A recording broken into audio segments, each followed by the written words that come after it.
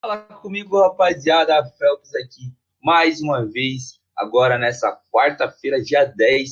Rapaziada, aquilo que eu falo pra vocês, não adianta, quando a gente seleciona os melhores jogos, o green é certo. Pra quem pegou as análises essa terça-feira de Eurocopa e Copa América, certamente forrou, cravamos os dois placares aí também, e bora pra cima. Não esquece, rapaziada, deixa o like aqui, se inscreve no canal quem puder, e se você chegou nesse vídeo, não foi através do Telegram, aqui embaixo tá o link do nosso grupo, beleza? Bora para cima, começando aqui falando da Eurocopa, né? Amanhã temos outro jogo de semifinal, Holanda e Inglaterra. Como eu já falei para vocês, tanto a França, que tinha odds baixíssimas, enquanto outras equipes que eram ainda mais favoritas, odds altas, não dava para entender. Vejo a mesma coisa nesse cenário aqui, tá? A Inglaterra, se a gente analisar aqui os últimos jogos, cara, vou analisar somente a Euro, tá? Não vou ir amistosos, nada do tipo. Se vocês pegarem aqui, o primeiro jogo da Inglaterra foi contra a Sérvia, um jogo muito fraco, muito abaixo, venceu por 1-0 e teve oportunidades de fazer o segundo, não fez e quase tomou um empate, tá? Já nesse jogo contra a Dinamarca, eu assisti os 90 minutos, cara, um jogo horrível. A Dinamarca, em alguns momentos, inclusive, foi melhor, mais postada na parte defensiva da Inglaterra. E ficou num 0-0 bem magrinho contra a Eslovênia. Cara, nesse jogo contra a Eslovênia, que acabou, Eslováquia, que acabou passando ali na prorrogação, vocês não assistiram, fizeram um gol no final, nos 90 minutos, depois da prorrogação acabou virando o jogo, tá? Algo semelhante aconteceu contra a Suíça. A Suíça vinha vencendo a partida, fizeram o gol no final e acabaram passando nos pênaltis.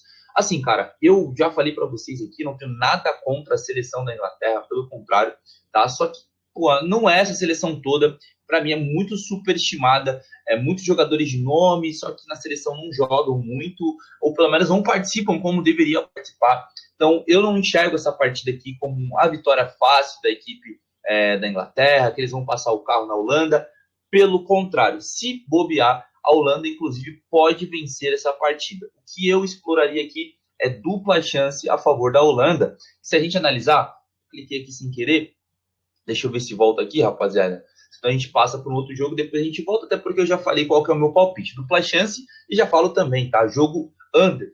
Todos os jogos dessa reta final, seja de Copa América, seja de Eurocopa, tá sendo under, tá? Phelps, tem muita gente que não sabe, né? O que é um jogo under? Jogo under é de poucos gols. Ah, mas 2-1 é poucos gols? Depende do seu ponto de vista. Se você espera uma partida com jogo over é acima e não acima de 1,5, como muitas pessoas acham, tá, rapaziada? Então, eu iria aqui numa partida com menos de 3 gols e meio, tá? E uma dupla chance para a Holanda. Cara, eu acho esse jogo aqui com uma cara de empate, 1-1, tá? Tá me cheirando prorrogação aí, beleza? Aqui, se vocês analisarem rapidinho, a equipe da Holanda venceu a Polônia, teve seleção que não conseguiu vencer a Polônia, pelo contrário, a própria França, falei ontem, não venceu a Polônia. A Holanda já enfrentou a França fez uma partida até que interessante, acabou empatando em 0-0, teve a derrota para a Áustria, depois passou da Romênia, sem sufoco nenhum, e no último jogo acabou avançando. Então, assim, para mim, no tempo normal, inclusive, chega mais inteira, né? Não disputou nenhuma prorrogação até agora, enquanto a Inglaterra disputou duas. Para mim, eu vejo um leve favoritismo para a Holanda, beleza? Agora, o segundo jogo que a gente vai analisar, já de Copa América. Copa América, essa que teve a primeira a primeira finalista, né? A Argentina venceu o Canadá. E agora tem um jogaço aqui para mim, Uruguai e Colômbia, rapaziada. Para a gente entender o que pode acontecer aqui, a gente vai ter que analisar os números. Vamos lá. Cara, a Colômbia me chama muito, mas muito atenção. O Uruguai também. Só que vamos ao ponto em comum aqui. Desde os amistosos, todas as seleções que a Colômbia enfrenta, ela se impõe. E detalhe, tá? A Espanha, dos 13 jogos que ela fez recentemente, só perdeu um jogo, que foi justamente para a Colômbia. Colômbia de James Rodrigues, que está jogando muita bola, sendo especulado no Atlético de Madrid, inclusive, de Richard Hill do Palmeiras, entre outros jogadores, o próprio John Arias, que faz muita falta do Fluminense. Eu acredito que pode dar uma, entre aspas, zebra, porque tem muita gente colocando as fichas no Uruguai, né? Então, vejam só, nos amistosos pegaram seleções até que interessantes. Pegou aqui o México, venceu por 3-2, depois veio aqui a Copa América, venceu o Paraguai por 2-1, acabou vencendo a Costa Rica, que o Brasil não conseguiu vencer por 3-0, teve esse empate com o Brasil, que em muitos momentos para mim foi superior, e agora venceu a Dinamarca por 5-0, como tem que ser feito. Se impôs, mostrou quem é a seleção melhor, não tem essa de fazer 2-0 e tirar o pé. Se colocou ali no jogo, meteu 5-0, ao contrário do Uruguai, que, por exemplo, vou dar um exemplo para vocês, pegou o próprio Panamá e venceu por 3-1, só que tomou um leve sufoco no final da partida, inclusive tomou gol, tá? Venceu por 5-0 a Bolívia, né? Bolívia ali já estava meio cambaleando, enfim, depois acabou vencendo por 1-0, um jogo sofrido contra os Estados Unidos, um gol meio polêmico. E aí agora, nesse último jogo contra o Brasil, passou nos pênaltis. O Brasil no segundo tempo foi melhor, mas se a gente analisar o contexto dessa partida entre Brasil e Uruguai, no geral, o Uruguai acabou sendo mais, como posso dizer para vocês, se impôs mais, fez a característica de jogo prevalecer, que era se defender e tentar o contra-ataque. Então, para mim aqui, rapaziada, analisando as duas seleções, para mim eu colocaria aqui mais de 1,5 nessa partida, e eu acho que a Colômbia, como eu falei, vai surpreender. Palpite ali para vocês ficarem no safe, dupla hipótese a favor da Colômbia, beleza? Mas eu acho que a Colômbia ainda vence, de olho. Agora, rapidinho, falando sobre qualificações para a Champions League. Ludogorets contra Dinamo Batumi. Esse Dinamo Batumi, para quem não conhece, é da Geórgia, rapaziada.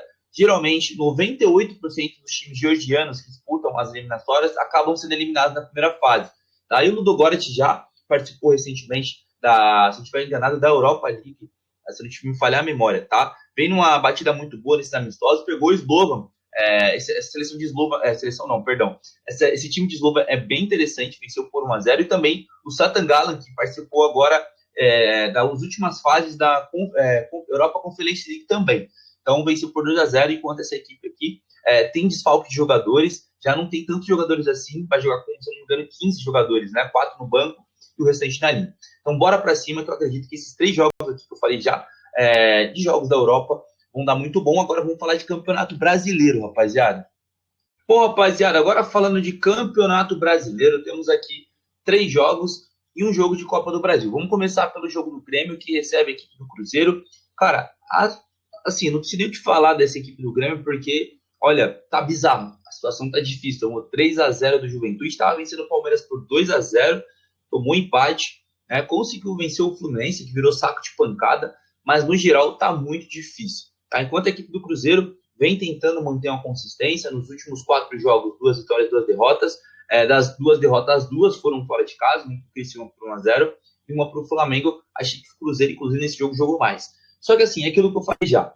O Cruzeiro jogando em casa é o melhor mandante, tá? Os números dizem isso, não perdeu nem empatou nenhuma. Só que fora de casa, vamos olhar aqui rapidinho, rapaziada, não tá dando liga. São 5 derrotas, 2 empates e 1 vitória. Então, assim, é difícil. Talvez esse jogo aqui para o Grêmio seja mais interessante por conta da necessidade, jogando em seus domínios, entre aspas, né? Porque está sendo seu estádio, são 3 jogos vencidos, um empate e 3 derrotas.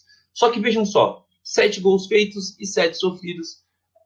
São duas equipes que não são muito overs, tá? Aqui ó, vocês veem, o Cruzeiro tomou 13 gols fora de casa em 8 jogos. Caraca, a defesa do Cruzeiro fora de casa tá uma maluquice, tá? Só que eu vou ser bem sincero para vocês, eu vejo uma possibilidade muito grande de empate aqui. Dá para explorar uma dupla hipótese a favor da equipe do Cruzeiro, que está com odd um pouquinho mais alta. Se bobear, o Cruzeiro pode sim distorcer essa questão do favoritismo do mandante, ou seja, vencer a partida e surpreender, porque fora de casa, como eu falei, o Cruzeiro está deixando pontos. Se começar a pontuar fora de casa, vai dar dor de cabeça para os times lá de cima. Talvez essa seja a hora, pegando uma equipe completamente bagunçada, mentalmente, organização, falando de organização também, tática péssima, tá? Então, para mim aqui, eu entraria no jogo under, tá? Menos de 4 gols e meio aqui, me pega bastante, uma dupla hipótese a favor do visitante, beleza? Outro jogo aqui eu deixei para vocês, Atlético Paranaense e Bahia. Rapaziada, aqui é o seguinte, 2 equipes também com sentidos opostos. O Bahia fora de casa, vamos olhar os números aqui antes de falar, porque se eu tiver certo, o Bahia também não tem uma consistência tão interessante. Deixa eu ver se já carregou, vamos lá. Como visitante, vamos começar pelo Bahia primeiro. Bom, olha lá, foi o que eu falei, rapaziada. Os números do Bahia não é tão interessante fora de casa, subiu sem querer. Não é tão interessante fora de casa. Apenas 1 vitória, 3 empates e 4 derrotas. Enquanto a equipe mandante, que inclusive já derrapou algumas vezes aí, deixou de vencer jogos, tá? Pelo menos 2 em casa, perdendo ali nos últimos minutos. Vem de uma derrota para o São Paulo, precisa dar a volta por cima, tá? De 7 jogos, 4 vitórias, 2 empates e 1 derrota, 12 gols feitos, 5 sofridos jogando em casa, né? Pegando aqui os números, cara, o Atlético Paranaense, vamos ver aqui rapidinho num saldo mais definido aqui, ó.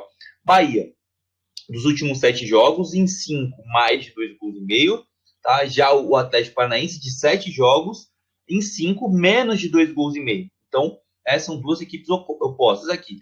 O Atlético Paranaense, nos últimos 8, em 6, saiu ambas marcas, ou seja, muito 1-1, ó. 1-1 com o Flamengo, 1-1 com o Botafogo, 1-1 com o Corinthians.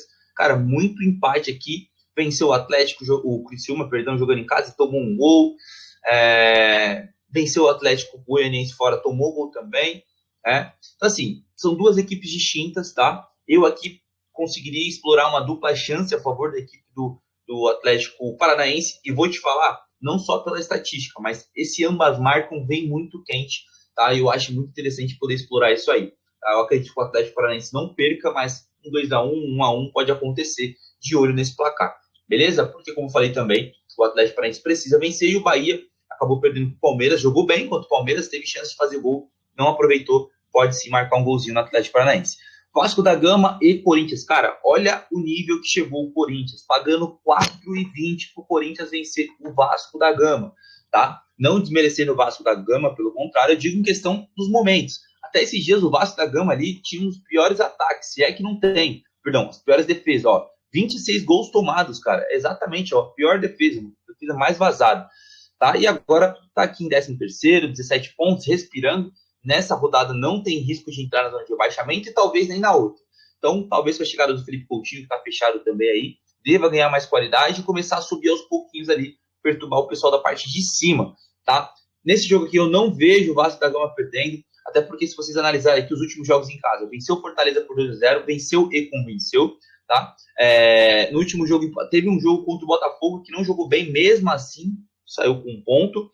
Teve um jogo contra o São Paulo que enfiou 4-1. Tá, com prioridade. Para mim, esse jogo foi o jogo da virada de chave do Vasco. Ou seja, nos últimos 5 jogos, 3 vitórias, 1 empate e 1 derrota, que foi contra o Bahia, e fez gol no Bahia jogando fora de casa. Ou seja, o Vasco da Gama não tá de brincadeira. Enquanto o Corinthians, cara, outro time que, porra, empata pra caramba. 2-2 contra o Goianiense, 2-2 contra o São Paulo, 1-1 com o Atlético Paranaense, 1-1 com o Cuiabá. O time que gosta de empatar, hein? Não à toa tá na parte de baixo. Vamos pegar os números mais recentes. O Vasco da Gama está assim, 3 jogos sem perder, como eu mostrei. O Corinthians sofreu gol nos últimos 9 jogos seguidos, tá? Aqui, ó, contra o Cruzeiro. Pô, eu não vou falar de time por time, tá? Então, aqui para mim, um mercado que me pega bastante, tá?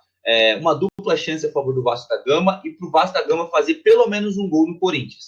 Cara, essa entrada aqui tá top, tá? Então, quem quiser pegar aí, eu entraria dessa forma.